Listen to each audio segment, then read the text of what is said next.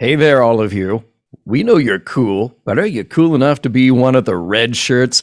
I bet you are. We'll find out tonight. It's 7 p.m. Pacific, 10 p.m. Eastern. It's Monday night, and that can only mean it's time for Mission Log Live. I'm John Champion. And I'm Ashley V. Robinson. Tonight, it's time to meet Rumdar, the master spy of the Packlids. We are covering Lower Decks, a spy, Humongous, and we want to hear from you. So click on the Zoom meeting link or use the one tap from your smartphone and call us at 669-900-6833. You'll be connected to the beautiful and lovely and talented Earl, and he will connect you to us, and we'll all learn how to be captain material together. Hey, look, you have no learning to do. You're already Captain Janeway, if I may call you that. I mean, we do have a similar hairstyle, so yes, you may call me Captain Janeway. In fact, somebody in the chat already said, welcome to all the Captain Janeways. Yes, oh my God. So that's pretty good. That was from Alan. How are you doing tonight, Victoria? Ashley, Victoria, Robinson, okay. Janeway, Captain. All the names. I am doing so well. I'm already sweating. We are in for a good night. How are you, John? I'm doing okay. I was already intrigued by the title of this episode, A Spy Humongous, which, clever little play on words there. It's fun because he is humongous and he is among us. So I'm very excited to talk about all the little in-jokes and all the fun and subterfuge of this episode with our callers. So you all know what to do. You pick up the phone, you click on the thing, you do the thing, you talk to Earl, you talk to us. That's the way Mission Log works. The other way Mission Log Live works is that we welcome all of you. Now, right off the bat, glad to see Paul Wright drop in and say, I got an early morning. I got to skip out. I'll listen to the podcast tomorrow. Paul, we are down one Paul, sorry to say, but maybe another Paul will come in and take up the slack. Pick up the mantle. yes. We'll pick up that mantle. Of course, if you're a pack led, we just call everybody Paul. Maybe just everybody who calls in tonight. I am not qualified to be a Paul. My hat is not big enough. Well, we're going to get to that. We're going to talk about hats, too. There's Chris mentioning Ensign Fish Cat. Yes, there is a fish cat in tonight's episode. A Gesundheit. There is Phil. There is Brian. There is Dom. There is who else? Oh, Scott Palm. How you doing, my friend? Scott. There is Mike. There is Dennis. Alan with the welcome, Captain Janeways. So glad to see you all. Oh, there's Tom, and actually he was the one with whom I was having the chat about Planet of Hats. So maybe Tom will call in and explain that to us, because to me, fascinating, completely fascinating. Paul says John is a red shirt. Well, I guess it depends on how you define red shirt. Chris says John, exclamation point. Ashley, exclamation point. Earl, exclamation point. Thank you to all of you. There's Carlos, there's John Cooley, and Julie, and everybody saying hello. So glad to see you all there in the Facebook chat. Please do call in and say hello to us. You know how to do that. We love hearing from you. We love talking to you about Star Trek, and particularly right now, Lower Decks. Now, if you are paying attention to the rest of what we do on Mission Log, and I certainly hope you are, next week on Mission Log Live, you will be back with Norman. Ashley, you and the indelible Norman Lau will be talking about Lower Decks Season 2, Episode 7, Where Pleasant Fountains Lie. What an interesting title. I can't wait. The swimming lesson episode, the canonical swimming lesson episode. Yeah. Well, you always have to have one. So this is it for Lower Decks. This week on Mission Log, we'll be releasing the DS9 coverage of the siege of AR 558, the one where war is hell again.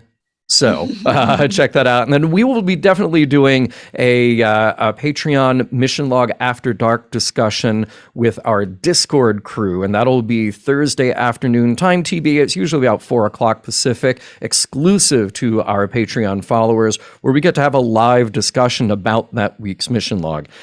And it was a heavy episode, so I imagine the conversation will be heavy. Or it could be like every other After Dark, where we acknowledge that that's the episode, and then we talk about anything but the episode. And sometimes that happens. But I did mention Patreon, and we'll mention it again a little bit later in the show, because if you go over there, if you join us, you get early access to the unedited recordings for Deep Space Nine. This week for Covenant specifically, but you get those every Wednesday morning, just about every Wednesday morning. So you get to be a week ahead, and you get to hear me and Norman just banter, just hang out and chat for a little while, which is always fun. Maybe. Kind of. Yes, it's fun. Okay. Yes, science All right. fact. Captain Janeway says it's fun, so I guess it's fun. Hey, Matthew Corey saying hello to Mission Loggers. Good to see you here, Matthew. And let's see here. Carlos says, I have the biggest helmet because I have the biggest head. Okay, all right, call in, prove it. If you don't mind, Ashley, I will get to the recap, so then we can get to our callers and get to our conversation about tonight's episode. Please do, in fact. Well, thank you. Here we go. Tonight's episode of Lower Decks, Season 2, Episode 6, A Spy Humongous. While Starfleet continues its skirmishes with the Pakleds, Captain Freeman has been sent to the Pakled homeworld to negotiate a ceasefire. When she and Lieutenant Shax beam down to Pakled Planet, they're greeted by someone of a smaller helmet who needs to fetch someone in a higher rank in a larger helmet to negotiate. But before they can proceed with Captain Janeway, as they call her, one of their own announces that the prisoner Rumdar has escaped to the Cerritos. Janeway and Shax will be held prisoner until they get Rumdar back. On the Cerritos, Tendi, Rutherford, Mariner, and Boimler are assigned to anomaly consolidation duty, which is basically trash cleanup of all the weird, dangerous stuff that has been collected from the ship's missions. Everybody is super into it, except Mariner. Boimler slips when getting up from the table and spills his breakfast all over his head, causing Tendi to laugh. Remember that. And Boimler is spotted by a table of the cool kids. An Andorian, a Kazin, a couple of humans like Ensign Casey, who says they call themselves the Red Shirts, and they all help each other excel, get a leg up so they can the captain's chair someday. They'll help Boimler, since he was on the Titan, and he must have some skills. That escaped Pakled, Rumdar, is looking for asylum on the Cerritos, except he's not. He reveals himself pretty easily to Ransom and Kayshawn to be a spy, and the two crewmen will keep him occupied and distracted until Captain Freeman's orders to see if they can get any info from him about the continued Pakled attacks.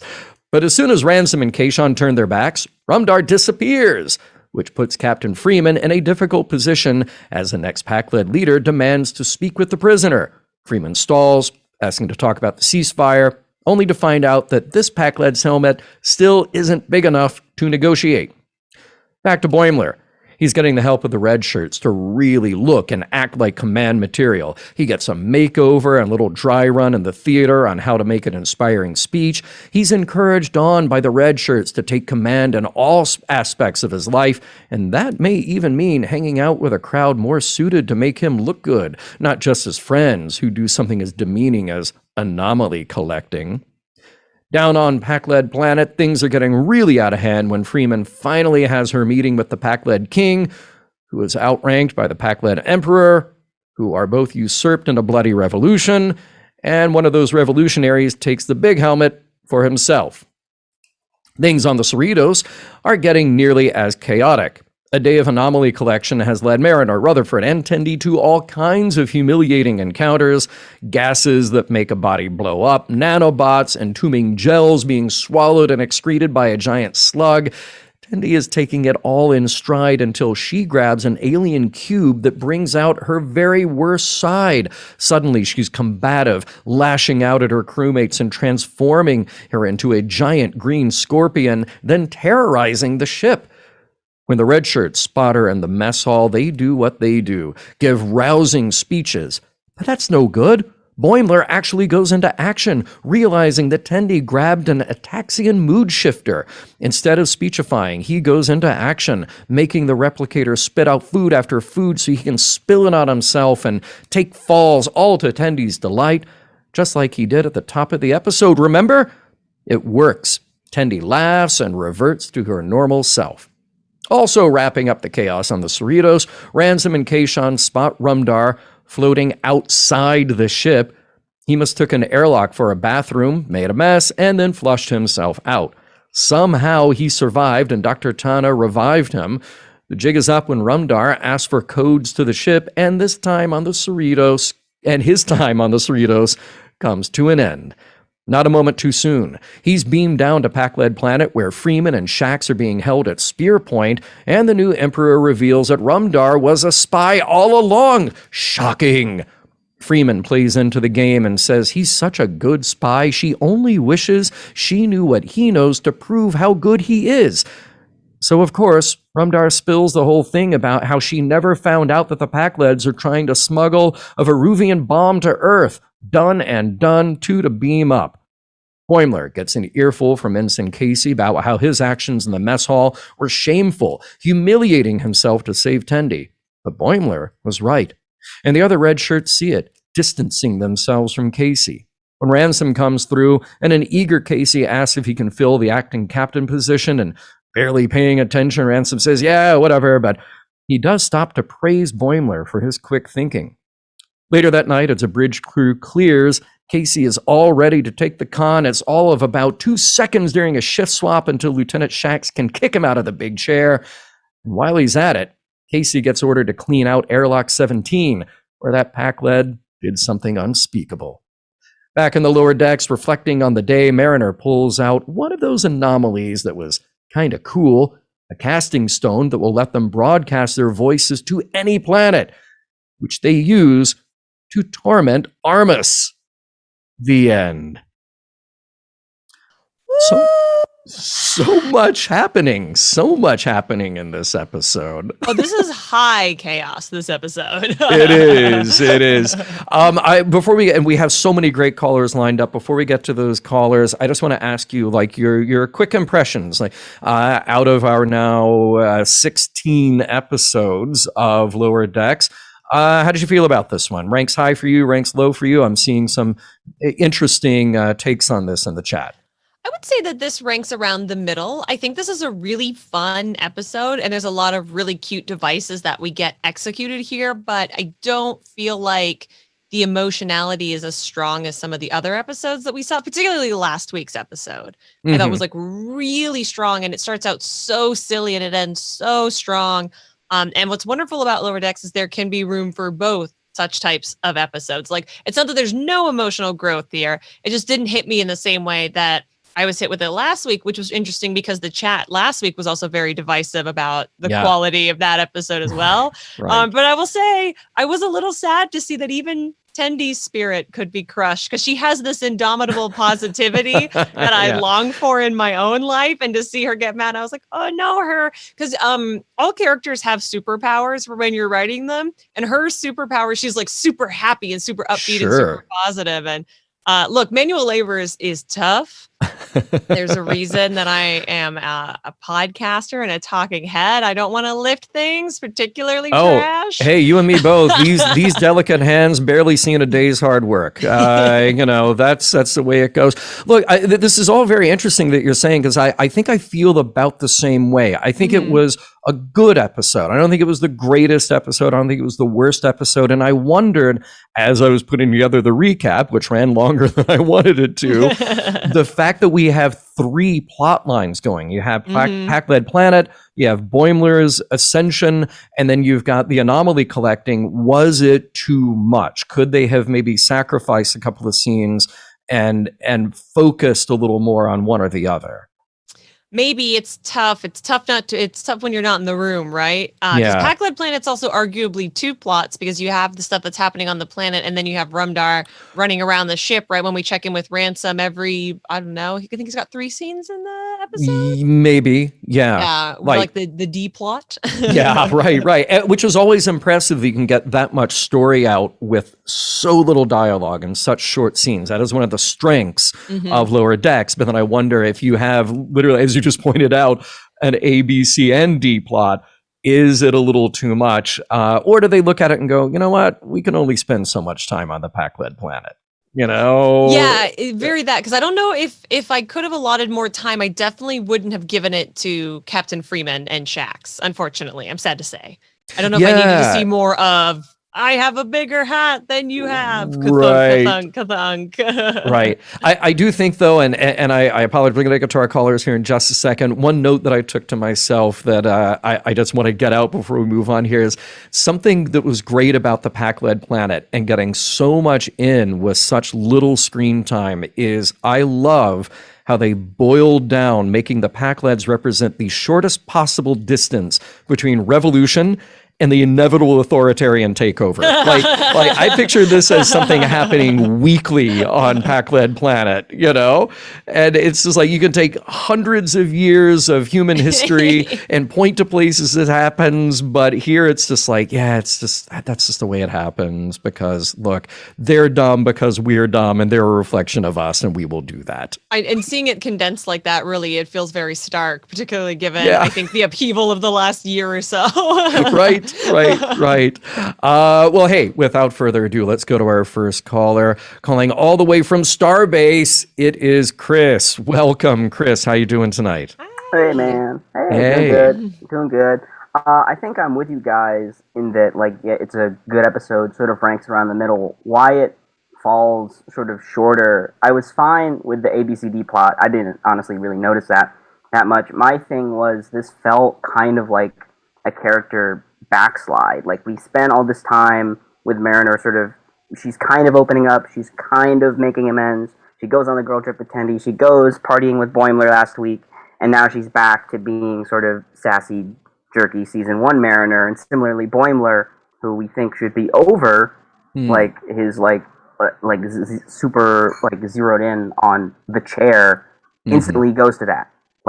Like that's the very first thing he does. And I almost feel like you could put this earlier in the season, it would work better if you put it like before the girls trip and or sort of those things. So yeah, it wasn't a bad episode, just like contextually it felt very weirdly placed for me. It does continue the trend of we're mixing up the dynamics because we get like a Mariner Rutherford moment in their B plot. Well, they're probably the A plot this episode.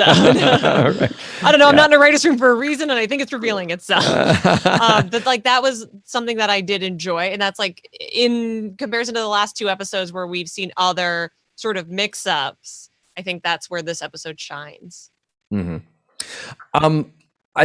So many thoughts about this episode, but I wonder how we all feel about, and I know that the Vice Admiral is going to have some stuff to say about this. How do we feel about the idea that Lower Decks is fully committed to the Pac-Lads being the prime adversary? Like I think about TNG taking their time to find it. You know, they introduced the Ferengi right away, and that was just kind of a dud until they figured out how to reinvent the Ferengi later on and then really commit to it in DS9. Obviously, the Borg came along, and we then had the one that stuck, that fit for TNG. And here's Lower Decks is going like, oh, they did this one episode. What could we do if we just committed to the dumbest possible adversary on our show? Do you feel like this is the way to? Did you expect this much Pac-led action, or I mean, give me your feelings on that. I will say at the end of season 1, I was hoping we'd get more because they just are so funny. Every ship is the Enterprise. Every girl captain is Captain Janeway. Like their like inability to process more than like 2 brain cells. It's highly entertaining.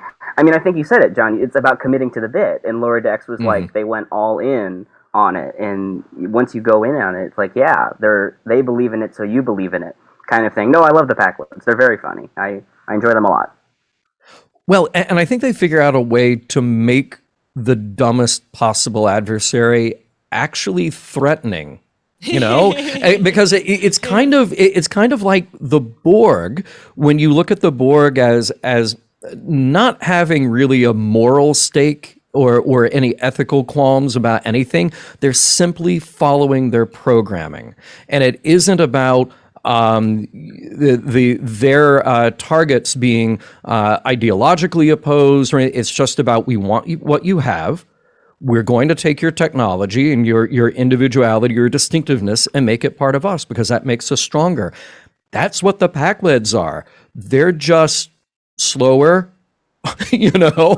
And somehow Lower Decks cracked that nut and figured out how to take this, what would have been a footnote in Star Trek history, and turn them into something really interesting and genuinely worrisome, to the 24th century. I'm trying to imagine if I think that Mike McMahon entered the room saying it will be the Packlids, because I can absolutely believe that as a reality. Or if, I'm sure this happens when you work on a massive franchise, if they tried for the Borg and the Gorn and and then they heard from on high, like, oh, well, Picard is doing this and this show's doing this. And then eventually it was like, well, who can we use? And then when the Packlids appeared on there, it was like, oh, we got to do the Packlids. That's why not? Well, that would be a good question for Mike when we have him back. Yes, exactly. By the way, I don't want to throw you too far off track, because Ashley, I know that you have your feelings about this, and Chris, you may have your feelings about this too.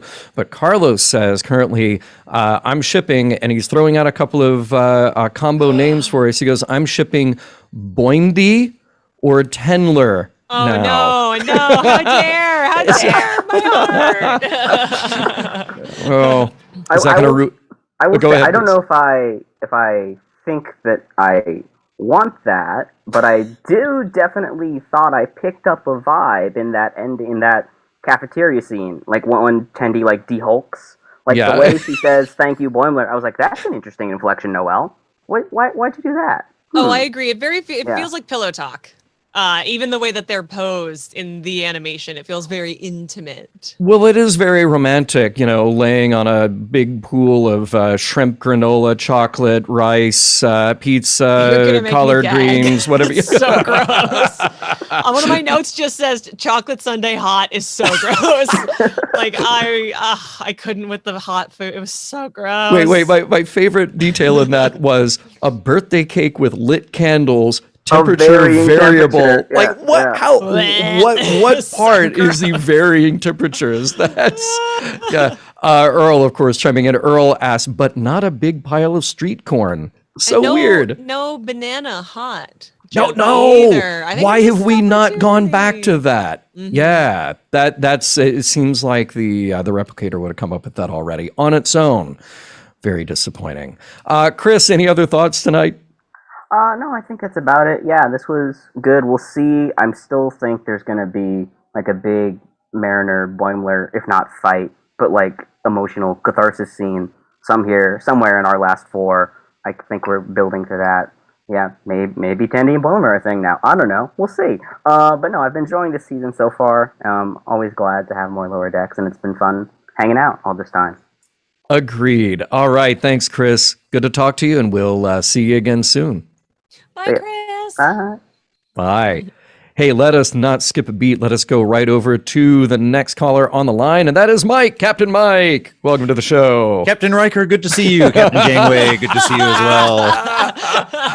That's the only reason I grew this beard. That's yeah, and I don't want to compromise Becky and Boims or Beckward, because we all like those, but they were definitely vibing with Tendi and Boimler there at the end. I could see that. And Ashley, you pointed out the pose, and I thought there was definitely kind of had something. And hot fudge, or excuse me, chocolate sundae hot. I laughed out loud. That was the end of it. Oh, gross. Maybe this is like the sexy complication before Tendi and Rutherford can get married, like we know they're destined to. Yeah.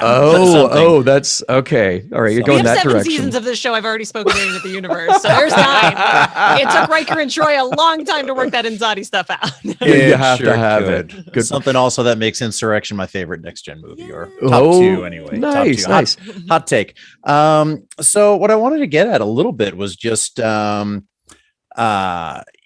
little bit about, and usually I just kind of get on here and goof around, and I wanted to cover 2 kind of serious topics. One, Ashley, I wanted to thank you last week for pointing out something that I said, and I actually did reflect on that a lot during this week, because if you don't know you're doing something, you can't fix it. And I'll just leave it alone, but you pointed out that I had a way of speaking when I was chatting with Norm a little bit, and I wanted to work on that a little bit. So thank you. A little bit of opportunity for personal growth for me. Also, speaking of personal growth, just the individual, the difference between individual leadership and personal leadership, and training yourself to become a captain or just acting like a captain. And I think that really was the crux of this episode for me. With my profession and a project I've been working on for many, many months now, that's kind of coming to a crescendo. But unless you know your stuff, can do your job, can do it well, have the credibility of your peers, look out for one another, take care of each other, then you're not going to be able to lead other people. And just being able to make a good speech or look good, have a good hair day, and wear the uniform right is not going to be able to make you a good captain. And that was really what I wanted to chat about, just a little bit about this episode, because it was such a kind of a strong message there with the red shirts. And Mike, and what they were trying to do. It is like you have been reading my notes, because I literally wrote down as one of my notes the difference between acting like a captain and being a captain. And one of Casey's lines that I had to quote was, "This isn't a friendship, it's a starship," and which is just so good and so right for that character. But it really says something about the iconic captains of Star Trek that we've followed, whether it's Kirk or Pike or Janeway or Picard or whomever. Archer, Not the certainly. Cisco erasure. It's the Cisco erasure for me. Okay. So, but I look at that and I go, yeah, there has to be the correct balance between the logical job of leadership, but also the care and empathy and compassion for the people that you are leading. Otherwise, what is the point of being there? What is the point of even being in that chair or aspiring to that position? And again, Lower Decks just so beautifully is able to boil down a concept like that into a handful of scenes with a handful of lines, and you get it. You get it on this emotional level to see what's happening between just acting the part and actually caring about the part, caring about the role.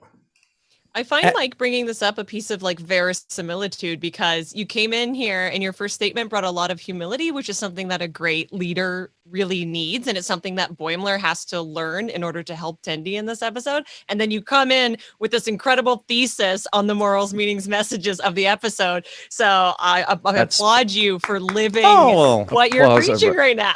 Well, thank you very much. I'm quite flattered by that. And thank you. And I just, I know you got a long list of people, you got a lot of things to talk about, but just words matter. And when Boimler was giving his version of the captain's speech, he said, it's been an honor to serve as your captain.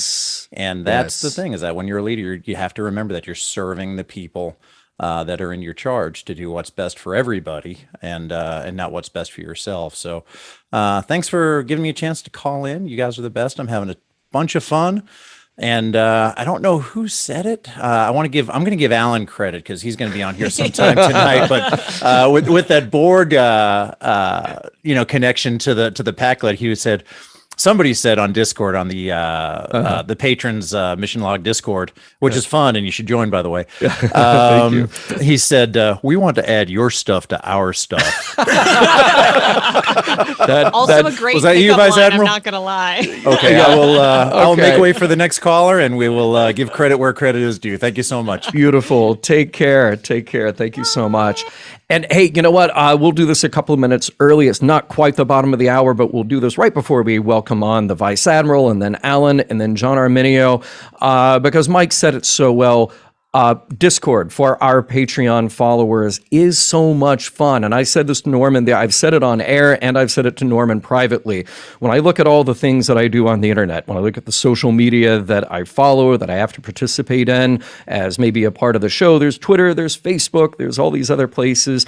I have more fun and get more positivity out of our Discord than anywhere else. It is such a great group of people. There are so many conversations happening that go beyond Star Trek. There's other science fiction. There's real science. There's food and drink, because I exist. There is so much happening in our Discord that I loved. Usually the last thing I do before I go to bed at night is read Discord, because it just puts a smile on my face. So how can you be a part of it? You can be a part of it for as little as $1 a month, joining us over at patreon.com/missionlog. there are so many other benefits as well. There's Mission Log swag. There's early access to our shows. There's the unedited shows. There's the After Dark discussion each week about the current episode of Mission Log. But more than anything, it is a group of friends. And we are having the time of our lives, chatting with each other, checking in with each other, and having fantastic conversations. Join us there, patreon.com/missionlog. Thank you for letting me be crassly commercial in the middle of this fun show. And now we'll get back to our Trek talk. So happy to welcome the man who taught me about the Planet of Hats. It's the Vice Admiral. Welcome to the show, Vice Admiral. How are you tonight? Well, so far so good. It's good to see you both. Hope you've been Good to having fun. see you. I Yes. love your shirt. You're looking very, very fetching tonight. Why, thank you. Ooh. Yeah, this is one of my uniform ones. I can't really see my rank and stuff here, but if I stand up, you Oh. can get my insignia. That's so Oh, cool. nice. Oh, very So, cool. Nice. I have one olive as opposed to Fleet Admiral Roddenberry, of course, who has no olives. Yes. Fleet Admiral Roddenberry. That's I dare not call him that in real life, but yes. So Yeah. All right. Mike brought So up the wonderful thing about the leadership qualities that were brought on display here with the red shirts.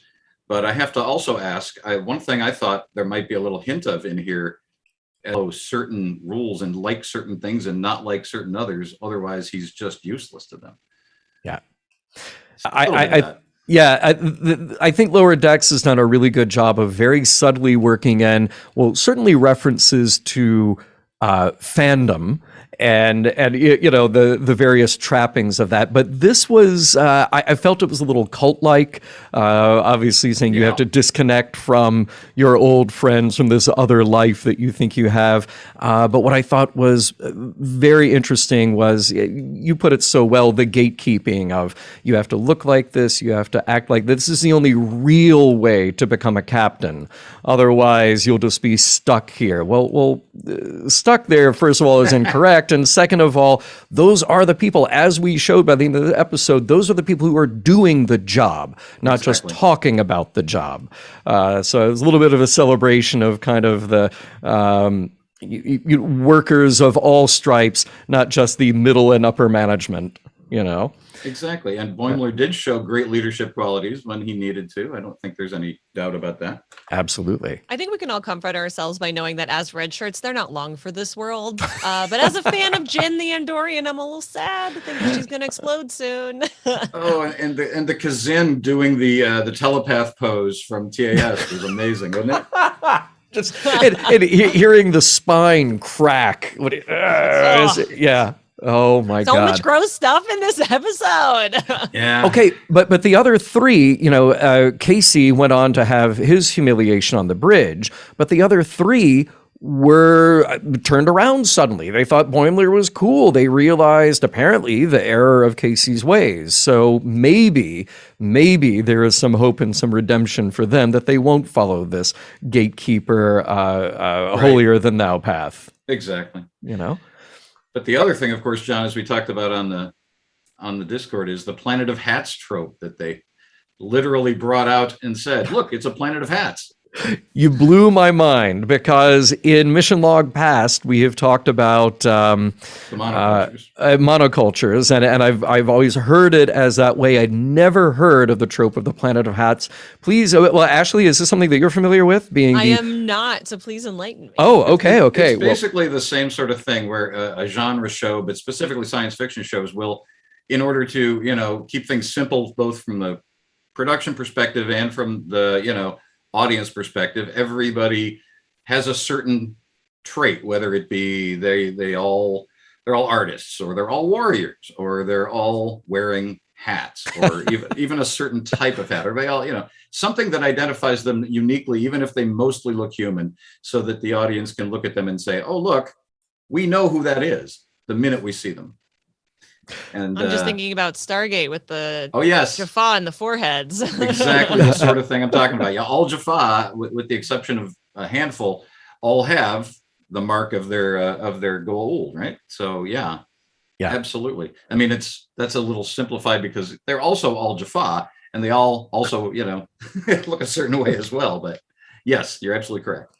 But it's and in the right hands, it can work. I mean, clearly we've had 50 plus years of Star Trek where you're using a shorthand, particularly when Star Trek is more episodic, to say, these are the people of this planet. This typifies this planet. We turn that back on Earth and we look at ourselves and go, how could you sum up humanity in just a handful of traits, much less a single trait that you could say that, that defines Do it what by our humans. phones. It would be the planet of phones. Planet of phones. You are There you go. absolutely correct. That's correct. Yeah. But then you have factions, and you have iPhone and Android factions, and you have flip phone factions, and then you have the non-phone.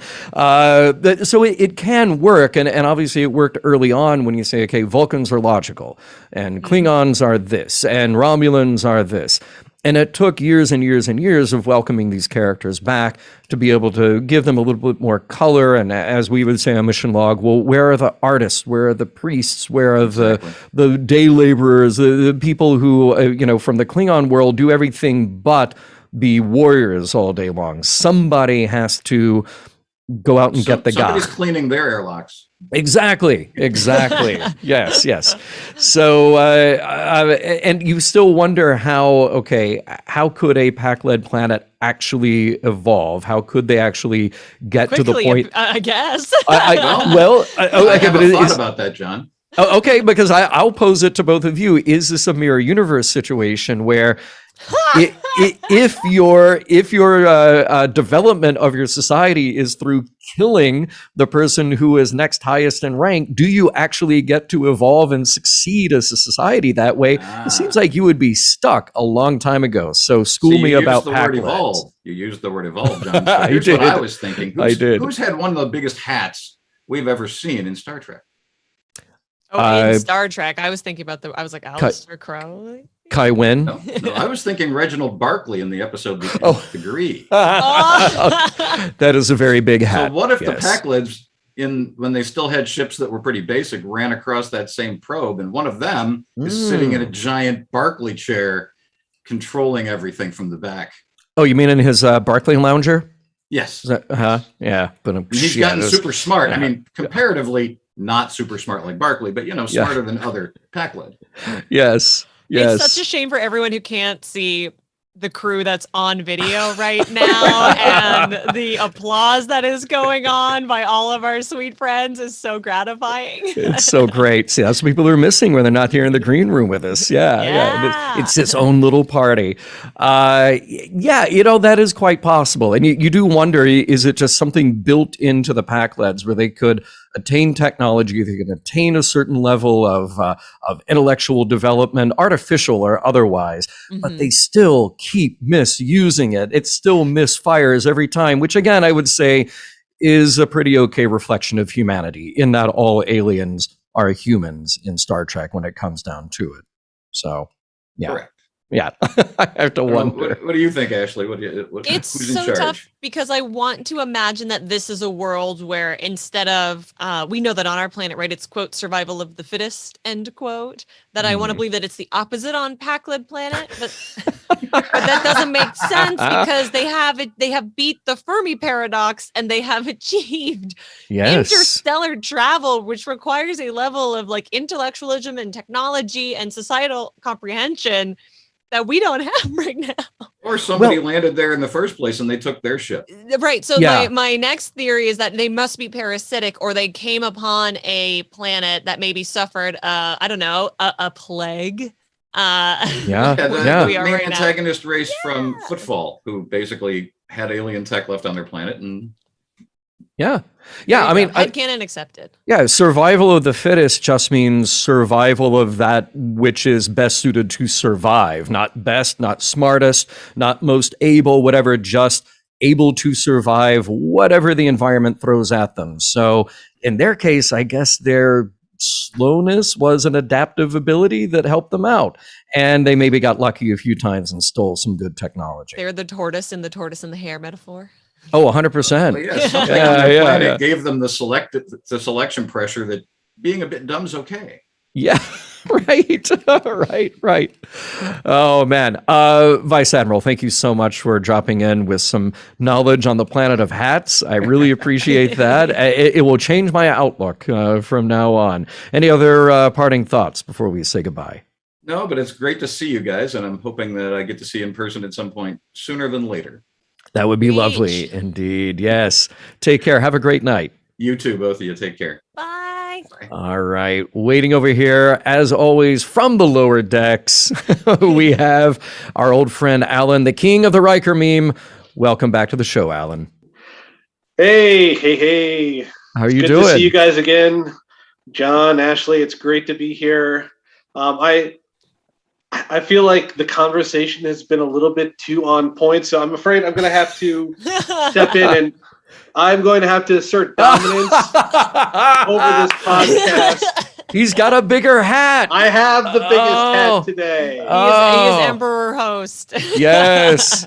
This Hey. is my podcast now. Watch your back, man, because you never know who's going to be behind you with a bigger hat. But yeah. point. No, by the way, somebody, Cherie, our old friend Cherie here in the chat says, maybe the Packleds are the reason for the Prime Directive. Someone helped them long ago, and this is the result. Ooh, that's Cherie? good. Very good. I like that a lot.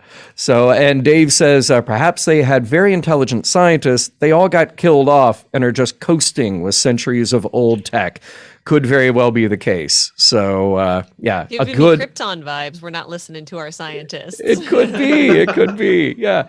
So, Alan, other than usurping your hosts, what else do you have to share with us tonight about Lower Decks? Oh, well, another enjoyable episode. I think I'm kind of in the same lane as you guys in is that it may not have been sort of like, an all-time great Lower Decks. It definitely was good, had a lot of fun jokes, had a lot of great moments. Who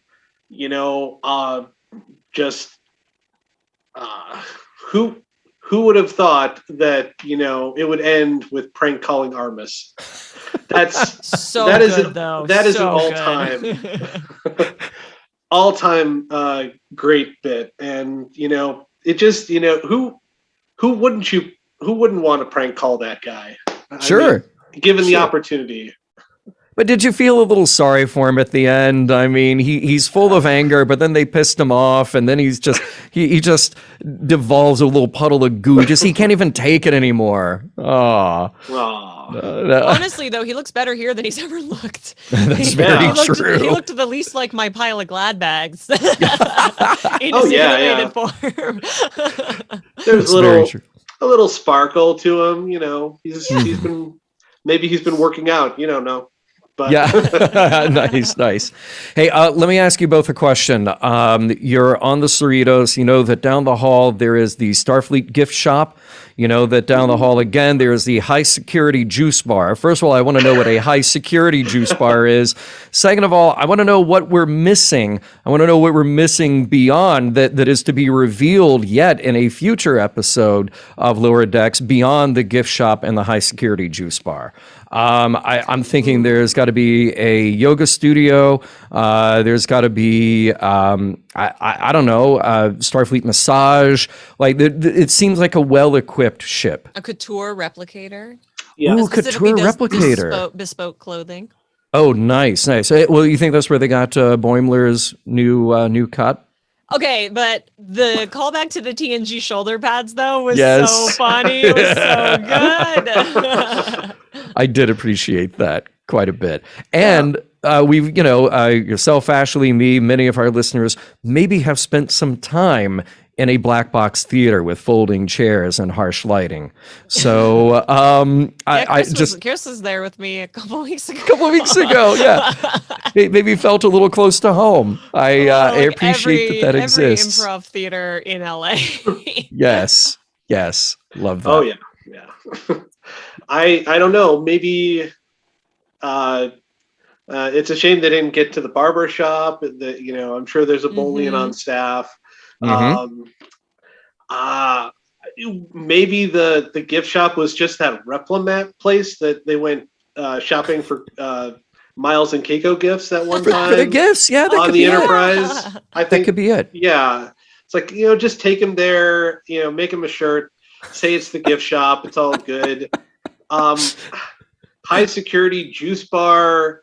Maybe that's just like, the really exotic fruits, like, Do you think those are only on the California class as well? maybe, yeah. Oh yeah, definitely. Like the New York class ships have a high security pizzeria. Sure, they might have a high security falafel. Yeah. Yeah. They get the good water on the New York ships. That's how they make that stuff. Yes. Nice. I love it. Yeah. What else? What else you got for us, Alan? Because I do. By the way, I think there is, as reprehensible as Ensign Casey is, I will say that I had to write down at least another one of his lines because it's so insightful, so thoughtful, and you should all carry this with you wherever you go. The bridge is wherever you are.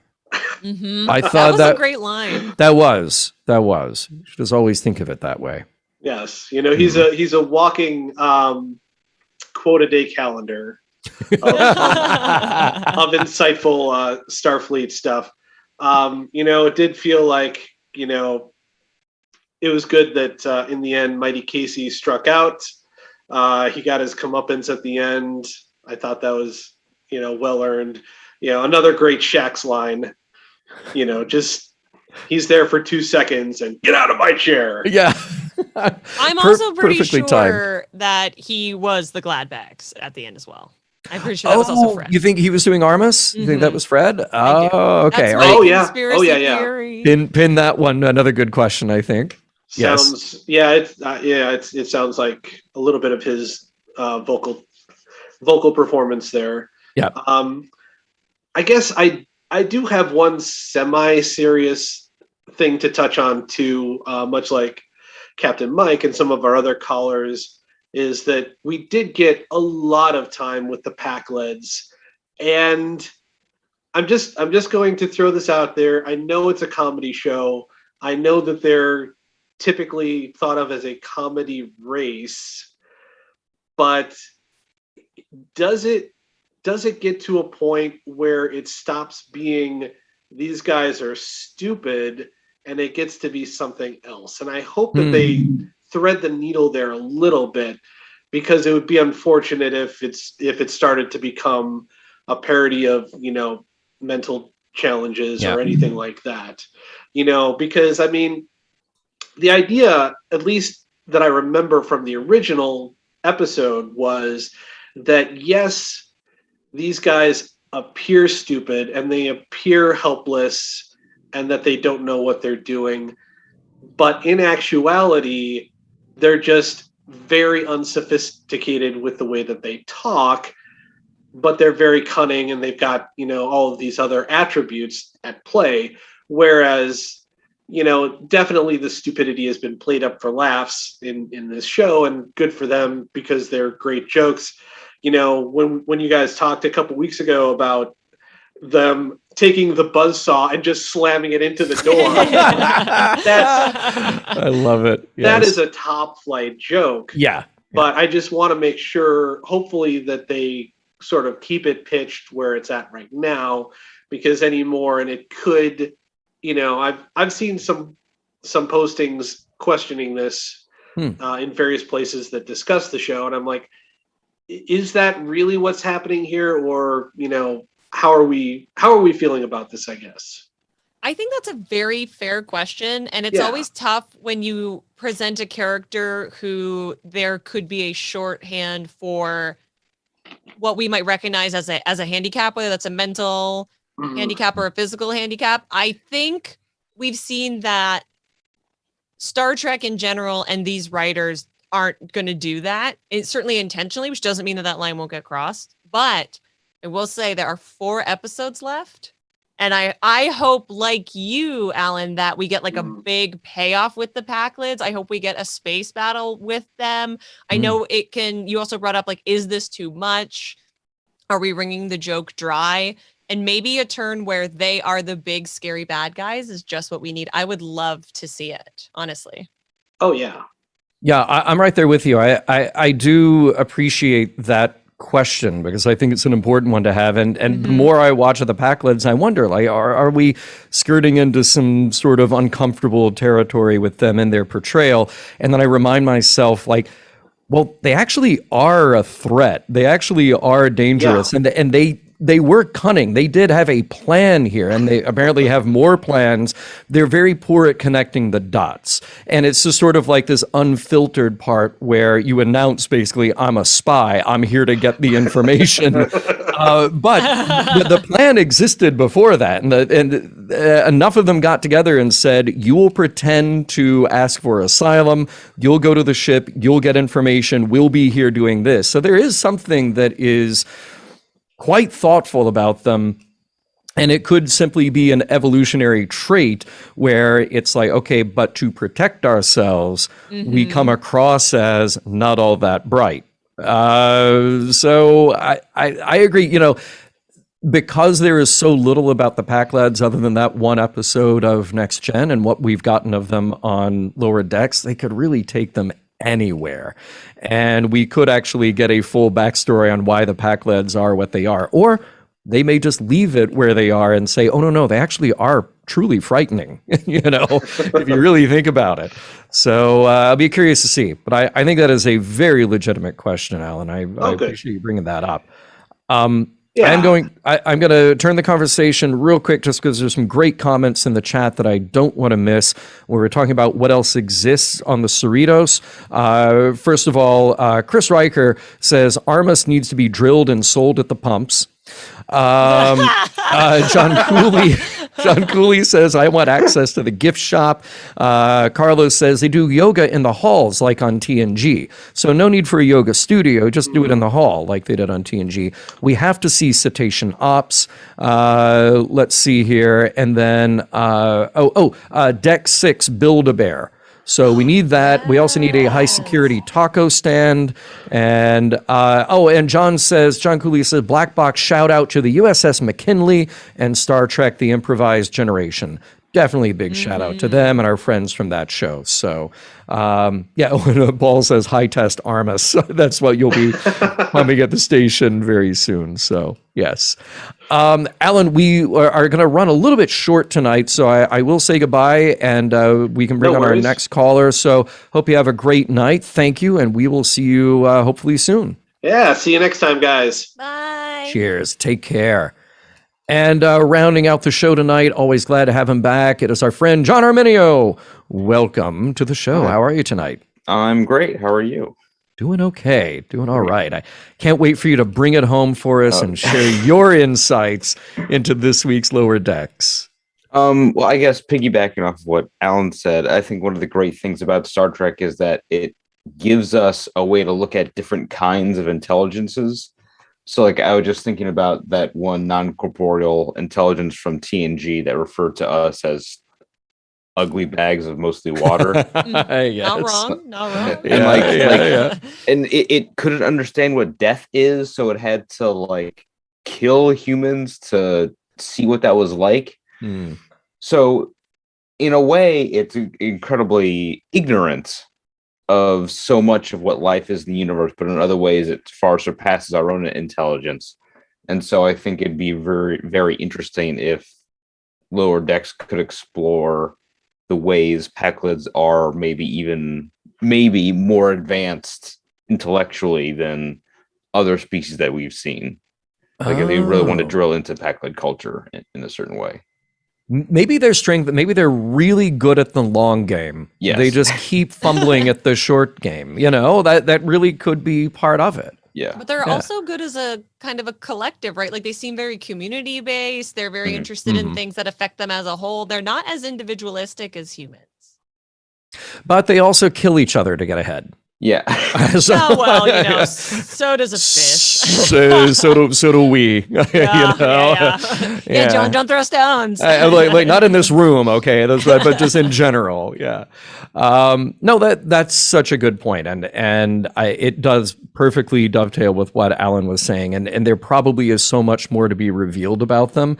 And like Ashley, I would love to be a fly on the wall in the writers' room to figure out like how they game this out. Where do we actually, if we're going to commit to the Pack-Leds, where do we actually go with them?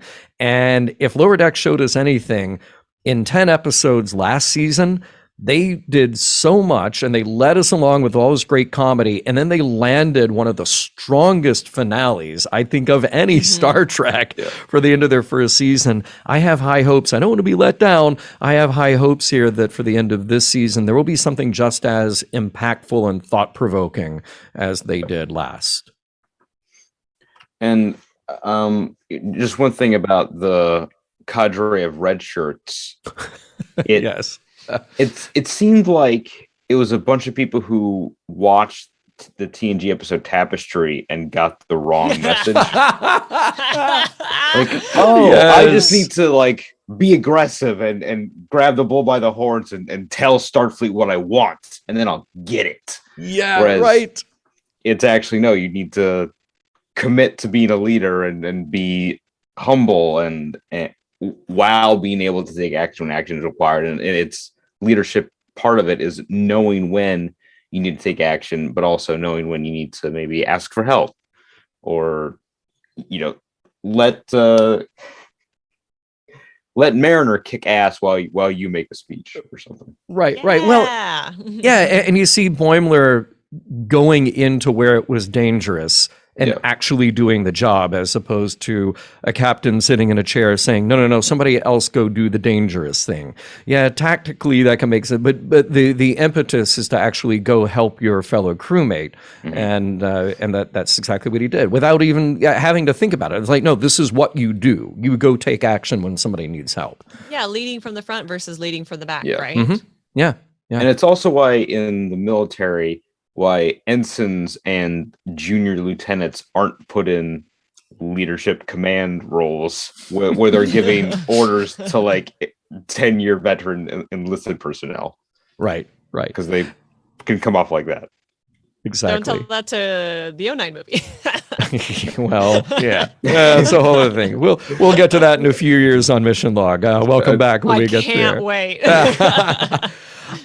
Listen, we are going to run just a little bit short tonight because Ashley has a show and we don't want you to be late for that. Sorry. So yeah. So anybody in the LA area, look up Ashley and go to the show. I do want to throw out one little last quick observation here that I love, and I hope that you all loved it as much as I did. Kayshawn just being back and just being part of the crew and great. And I love the blend of what do we call their language? Even I can't remember. I want to call it Dharmakese, but that's not right. But the blend of their language with standard. So he just casually leans over to Ransom and say, "You getting Basminti when he pulled back the veil vibes?" Like that was so perfect. And I cannot wait to see more of him because anything he slips in, you immediately get it, even if it makes no sense. So love that. Yeah. Any other last observations here before we wrap it up? Just that, more credit to the voice cast for being able to like communicate by context clues and voice intonation what he's talking about. So just like 10 out of 10 on with everybody who's on the cast in that show. Yeah. Oh, by the way, Alan, he brought it home for me. Tamarian. I will try not to forget that. Yes, that is the language, not Dharmakese. That was just dumb. We can edit that out later. But you see, Ashley, we know what you were talking about. See, you knew. Yeah, I gave you like language, like when Darmok said the thing. Yeah. Ashley, any last thoughts, comments before we say goodnight and send you off to your show? I love you all. Thank you for joining me. And didn't Boimler have a nice speech? I liked it. Yes, indeed.